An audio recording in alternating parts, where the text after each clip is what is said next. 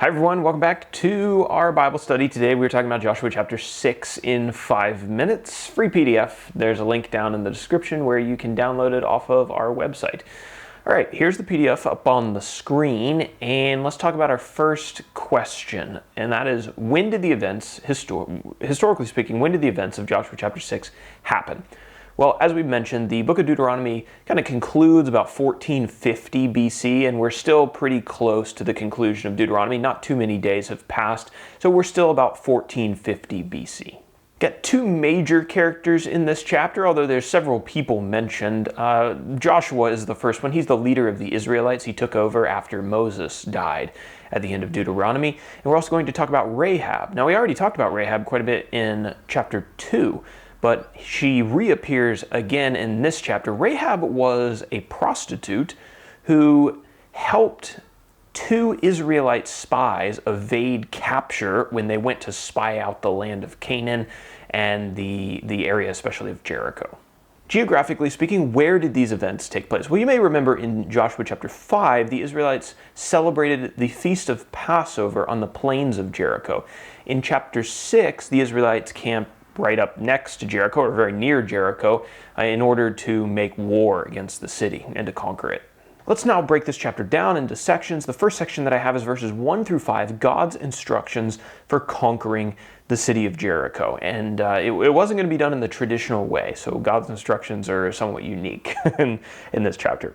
The city of Jericho, we're told, was completely closed off. It was completely locked down in an anticipation of the Israelite attack on the city because they were getting close. God spoke to Joshua, and he told Joshua that he was in fact going to give him victory over the city. The Lord instructed the Israelite warriors to march around the city of Jericho one time for 6 consecutive days. And 7 priests were supposed to accompany the warriors as they were marching, and these 7 priests were supposed to have horns or trumpets made out of ram's horns. On the 7th day, the priests and the warriors were to march around the city not one time, but 7 times. And when the 7th circumambulation was complete, the priests were supposed to blow a long blast on the trumpets, and then God said that he would cause the walls of Jericho to fall over. So let's see if that happened. Let's talk about verses 6 through 27. Jericho is conquered. So Joshua gave the Lord's instructions to his military and to his army, and he ordered the marching procession. The procession was led by armed men, followed by the 7 priests who had the trumpets, followed by the Ark of the Covenant, and then that was followed by the rear guard. Joshua told the army that they were supposed to remain quiet as they were marching around the city, and they were only allowed to make noise or to shout when Joshua gave a specific command to shout. Joshua further instructed them that everything in the city was, quote, devoted to destruction, and they were not allowed to take any spoil from the city. Everything was going to be destroyed. The silver and the gold, that was going to be taken and it was going to be put in the treasury of the Lord. But the people, the soldiers, they weren't allowed to take anything on this, this first city that they were going to conquer. So for 6 consecutive days, the army marched around the city one time, and then they returned to their camp. On the 7th day, they marched around the city 7 times, just like God instructed. The priests blew a long blast on the trumpet. Joshua gave the order to shout, and all the people shouted, and guess what happened? The walls of Jericho, quote, fell down flat. When Jericho was exposed, the warriors ran straight into the city, and they destroyed everything, except Rahab and the people who had gathered in her house. Because remember, back in chapter 2, the 2 spies promised Rahab that she would be safe when the people conquered Jericho because she had helped the spies escape the king of Jericho who was searching for them. So Israel then burned the entire city of Jericho, dedicated everything to destruction, and Joshua cursed the city, which is really interesting. He cursed it with these words, quote, "Cursed before the Lord is the man who rises up and builds this city Jericho. With the loss of his firstborn, he will lay its foundation, and with the loss of his youngest son, he will set up its gates." That's verse 26. And that is chapter 6 of the book of Joshua.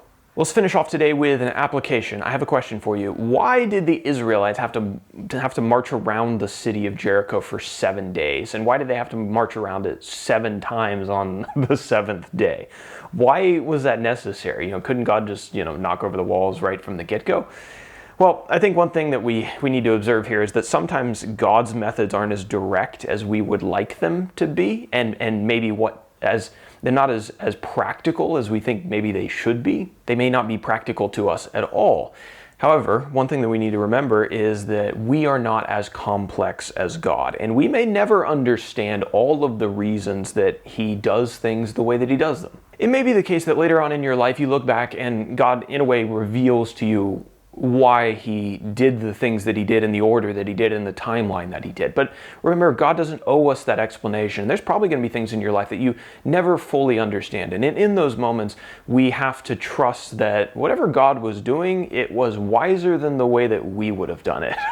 And to trust that He's got everything under control. Even in my life right now, I have to be honest and say that I'm looking at my life and some things aren't working out quite the way that I thought that they would. And I'm like, this would be the best. Like, why didn't it work out? And like now I'm on this kind of like longer route, and why is this practical? And I'll be honest with you, I don't know the answers to those questions right now, but what does a chapter like this teach us?